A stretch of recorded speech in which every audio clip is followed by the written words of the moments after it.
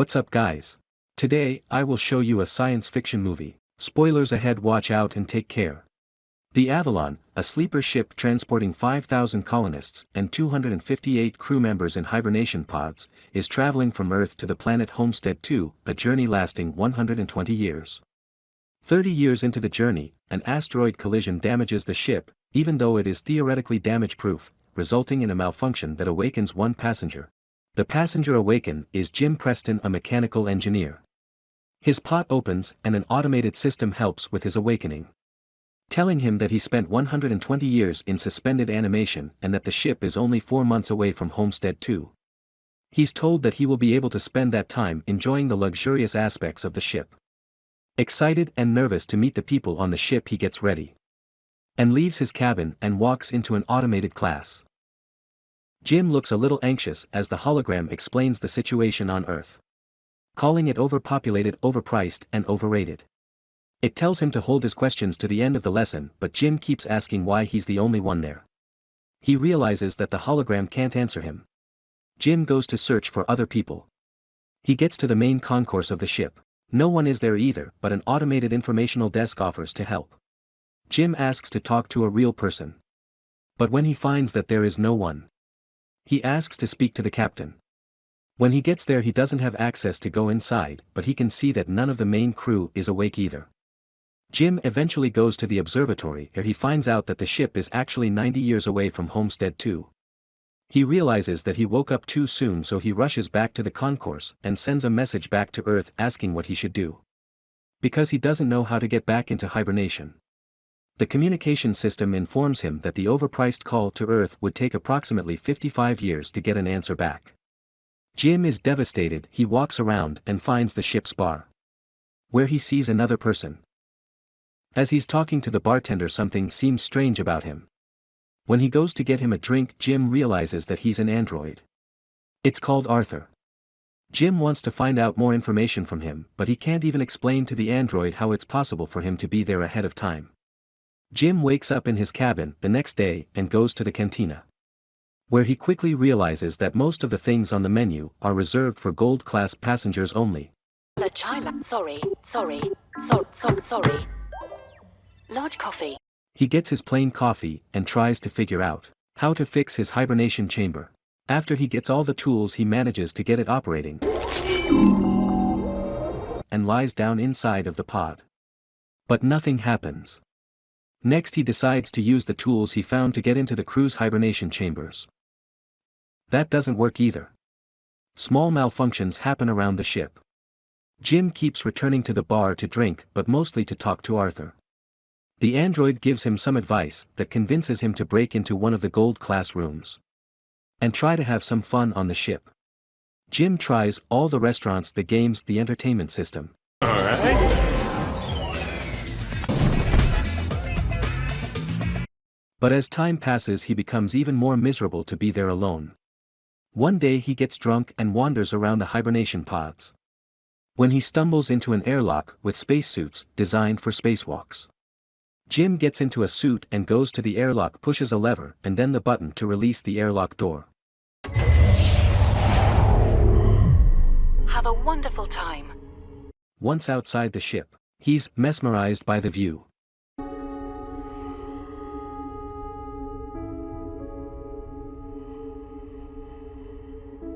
He jumps into the immense space after he disengaged his magnetic boots. Embraced by the quiet and boundless universe, he feels so insignificant.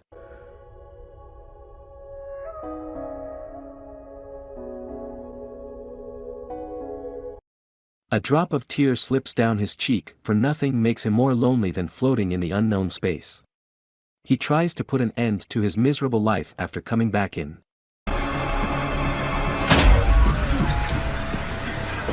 but he runs away in the last moment and falls over while running away from the viewing section.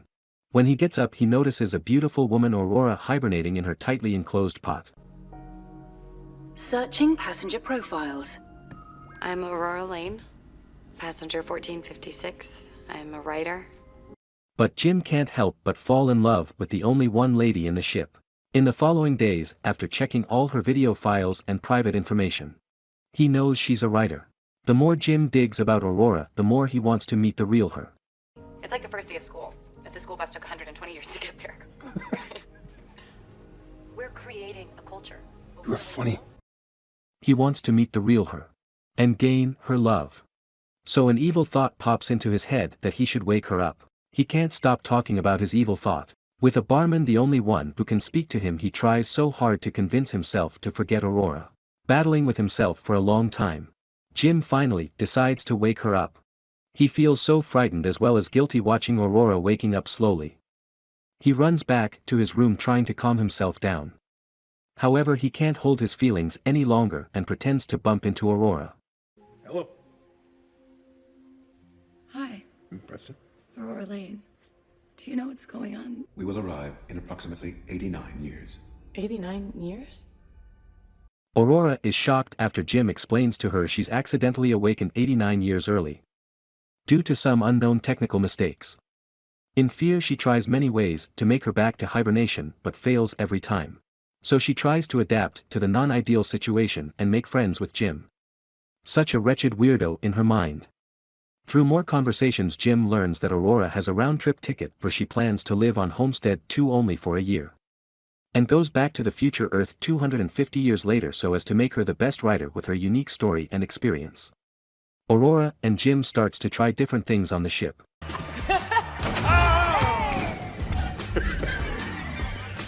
Such as movies, theater, high-end restaurants, basketball game, dancing game.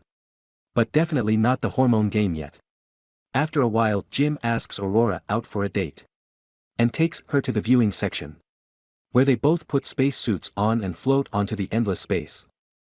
The ultimate romance offered by Jim changes Aurora's opinions towards him. Aurora then falls in love with the romantic guy since then without any shame. They keep letting go of their hormones wherever they go and whenever they want.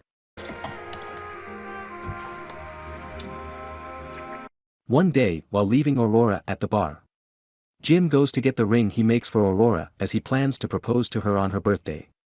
When he comes back, however, he finds Aurora turns completely different towards him. For that, the robotic barman tells her it is Jim who woke her up because he's so lonely all by himself on the ship. Aurora can't believe that the man she feels so lucky to meet on this ship ruins her peaceful life. Did you wake me up? Yes, I woke you up. How? How could you do it? I tried not to. I'm gonna be sick. I can't see. Aurora, please. Stay away from me. So she storms away, refusing any contact with him anymore. Jim falls into guilt and wants to do something to win her love back. He runs into her in the cantina the next day. But the moment he speaks, she runs away. Aurora is desperate. One night she goes over to Jim's cabin, punching and kicking him, wanting to kill him.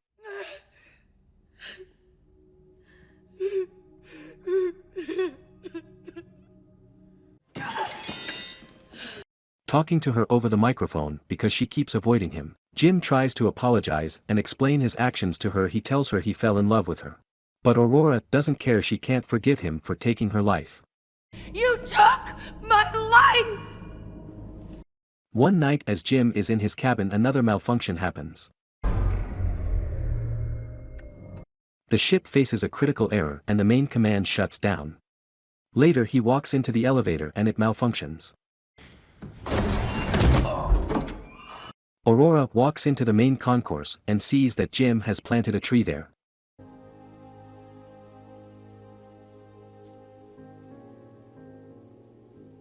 Then she goes to the cantina where the food dispensary is also malfunctioning. Gold class breakfast. Suddenly, both of them hear the voice of the deck chief, asking who planted the tree. They both run into the concourse and see Gus Mancuso standing in front of Jim's tree. They introduce themselves and tell the chief about the situation. He doesn't understand how 3 pods could fail. Mancuso takes them to the bridge and he discovers that there is something wrong with the ship. But the information on the systems has to be checked manually. When they leave the bridge, a robot almost falls on their heads. And the two of them tell Gus Mancuso that malfunctions have been happening all over the ship more frequently. He says that shouldn't happen, as he shows them how to collect the data. Mancuso checks on the pods when Jim joins him there. He's figured out what happened with Aurora's pod. The deck chief finds what Jim did to Aurora. Later he's at the bridge checking the collected data. When Aurora joins him, they talk about what happened with her pod. But he tells her that he can't do anything about it. This one makes 16. Jim walks in with the 16th broken robot. Mancuso feels the hibernation sickness. So he goes to rest, but as he walks out he coughs out blood. That night Aurora can't sleep, so she goes for a swim.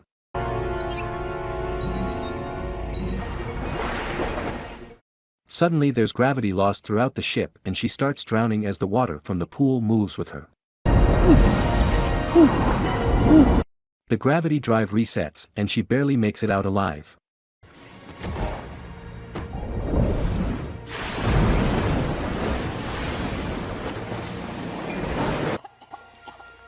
They both run into each other going to find Mancuso.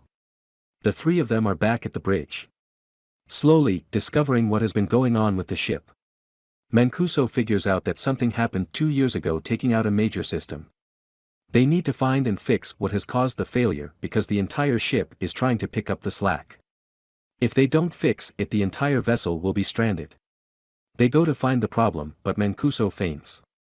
So Jim and Aurora take him to the infirmary.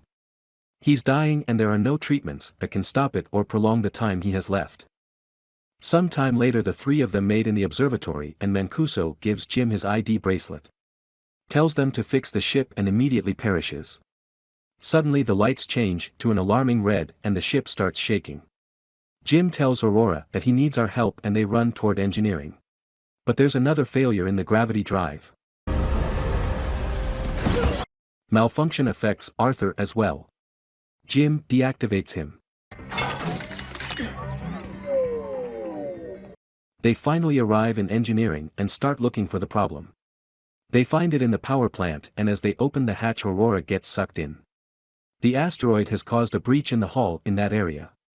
Jim gets sucked into, but he holds on to the hatch as it keeps closing on it. Eventually, he gets sucked into, but they quickly manage to seal the breach.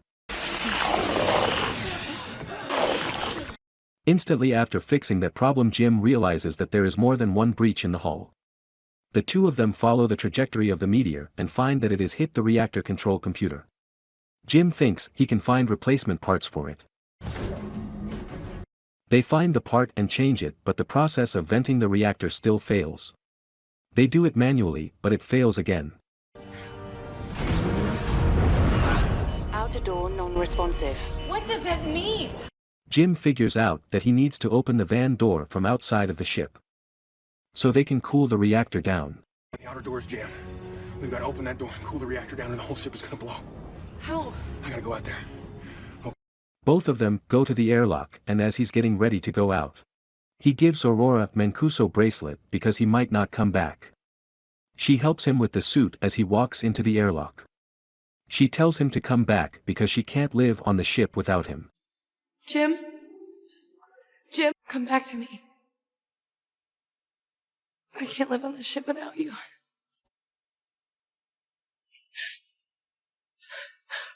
Aurora goes back to the reactor where the temperature has hit critical heights. A bolt from the reactor propels into her arm. As Jim is getting closer to the vent from the outside and sees the door, the temperature rises in the reactor room. While he is trying to bypass the vent door to open it, he soon realizes that he'll have to manually hold the door open so the reactor can vent. And he tells Aurora. She doesn't like the plan. But he goes ahead with it, and tells her to vent the reactor. She doesn't want him to die. And they argue, but he tells her that they have to save the other people. And she vents the reactor while crying. The process is successful, but the fumes from the reactor push Jim away and break his tether.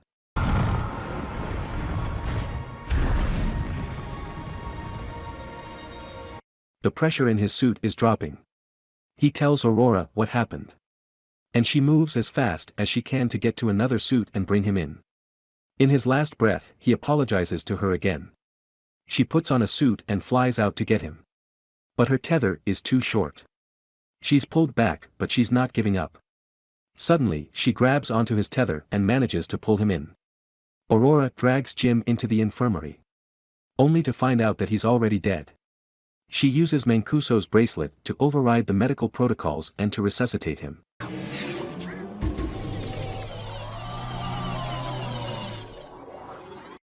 The medical pod does the work automatically and revives Jim. Aurora forgives Jim. Later Aurora fixes Arthur. And they give Mancuso a proper space burial.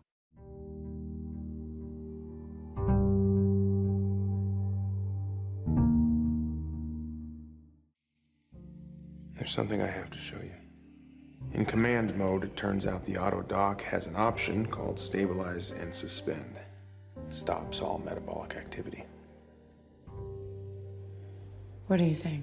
With Gus's ID, it can be like hibernation. Inside the auto dock, you can go back to sleep. But there's only one auto dock. Yeah. And you're gonna lay down in it and fall asleep. And you'll wake up on Homestead too. And you write your book. You finish your journey. You do what you set out to do. You'd be alone. I've been alone before. And I'll be fine. But I would never see you again. I'll come and visit you.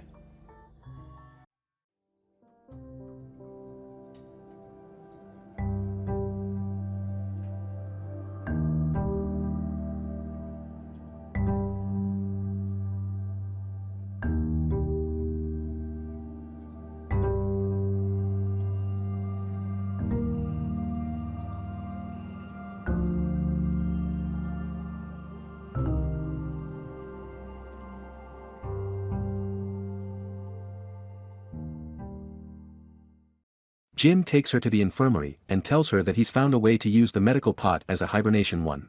He tells her to get inside the pot and ride out the rest of the journey in there.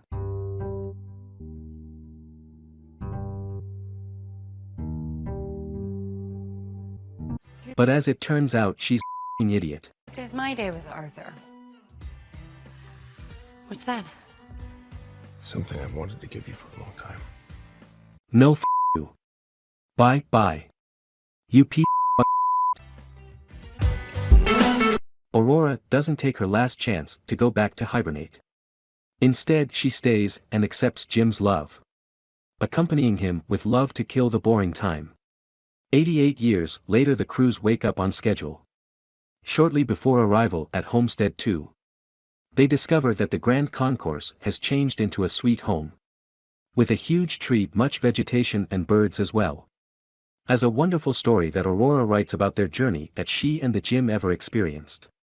Subscribe for more content like this. I'll see you next time, or of course you can watch my other videos.